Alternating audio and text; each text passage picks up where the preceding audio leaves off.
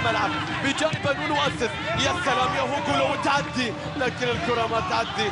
مشعل السعيد يعود بالكرة إلى حارس العميد. الحارس مبروك زايد.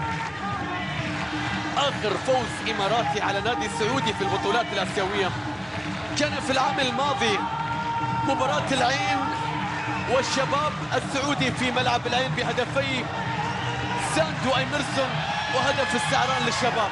كان آخر فوز في المشاركات الآسيوية الماضية. أغلب النتائج بعد ذلك سلبية، خسائر.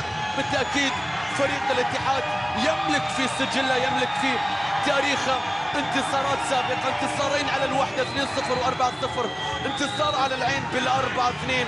بالتأكيد في المباراة النهائية لبطولة دوري أبطال آسيا الكرة تصل إلى مبروك.